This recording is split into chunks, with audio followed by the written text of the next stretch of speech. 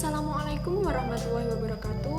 Kami dari kelompok 3 ingin mempresentasikan hasil diskusi kami yang berjudul Presentasi Bisnis dan Wawancara Kerja yang beranggotakan 3 orang, yaitu saya sendiri, Ade Juliati Kasari, Wahyu Widianingrum Amfri, dan Alin Lu'lu'in Maknuni. Baik, langsung saja ke pembahasan pertama, yaitu tentang definisi dan tujuan presentasi bisnis. Definisi presentasi bisnis adalah penyampaian informasi mengenai kegiatan bisnis, seperti pengembangan produk, perluasan pasar, pengajuan usul proyek, dan lain-lain, oleh pembicara kepada audiens yang hadir dalam suatu forum tertentu. Kemudian, tujuan presentasi bisnis yang pertama adalah presentasi bisnis dapat merupakan bagian yang tidak terpisahkan dalam setiap kegiatan bisnis.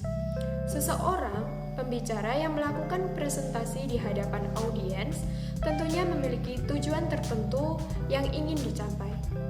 Untuk melaksanakan hal tersebut, tentu dibutuhkan kesiapan mental dan pemahaman materi yang ingin disampaikan, alat bantu yang digunakan, serta pemahaman yang baik terhadap audiens. Yang kedua, setiap presentasi yang dilakukan memiliki tujuannya tersendiri, tergantung pada kondisi serta maksud yang dilakukan presentasi tersebut.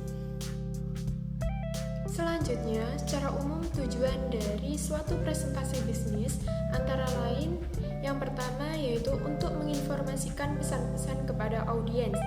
Pesan-pesan bisnis yang disampaikan haruslah menarik, sederhana, mudah dipahami, dan enak didengar oleh audiens. Hal yang perlu dihindari adalah melakukan presentasi yang sifatnya membosankan, monoton, tidak jelas, dan penggunaan bahasa yang sulit dipahami. Selanjutnya, yang kedua, untuk menghibur audiens. Selain memberikan informasi, presentasi bisnis juga memiliki tujuan untuk menghibur audiens.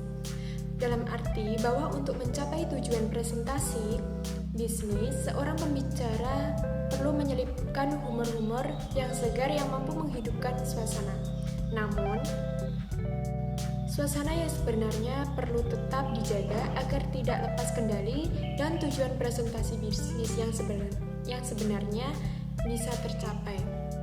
Seorang pembicara yang ahli dan berpengalaman tentunya tahu kapan ia harus berlaku serius dalam menyampaikan presentasinya, serta kapan ia harus menyisipkan humor-humor kecil yang dapat membuat audiens lebih fresh dan tidak bosan. Untuk selanjutnya akan dijelaskan oleh teman saya, Alin Lu'lu'in Maknuni.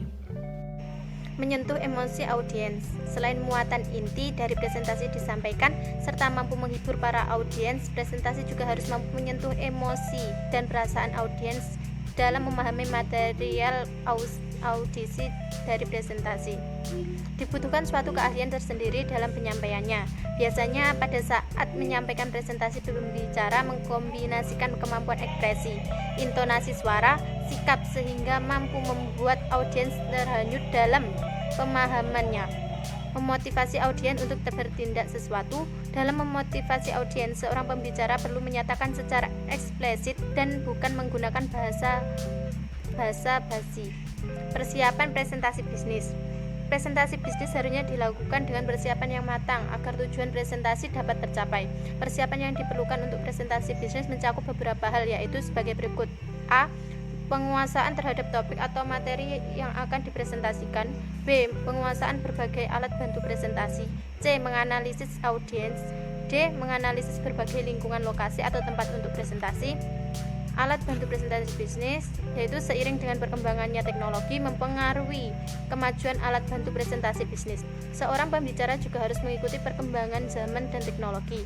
Banyak alat bantu presentasi bisnis yang dapat digunakan oleh pembicara untuk menyampaikan presentasi. Di antaranya yaitu A. Laptop, sound system dan mikrofon, blackboard dan whiteboard, papan tulis hitam dan putih, flipchart, transparency overhead projector, slide, papan tulis elektronik, proyektor LCD, remote presenter atau laser pointer, software desain presentasi. Untuk yang selanjutnya yaitu panduan presentasi bisnis dan wawancara kerja. Yang pertama, untuk persiapan presentasi wajib memiliki penguasaan topik atau materi yang akan dipresentasikan, bisa menganalisa berbagai lingkungan lokasi atau tempat untuk presentasi, bisa menguasai dan memanfaatkan dengan baik alat bantu presentasi, menganalisis audiens yang akan melihat dan mendengarkan presentasi. Yang kedua yaitu materi presentasi. Untuk yang kedua, pembahasan tentang materi presentasi, kita harus menguasai berbagai materi yang ingin kita presentasikan sebelum melakukan presentasi langsung di hadapan audiens. Hal ini sangat penting karena ini akan menjadi tolak ukur keberhasilan seorang pemateri dalam melakukan presentasi.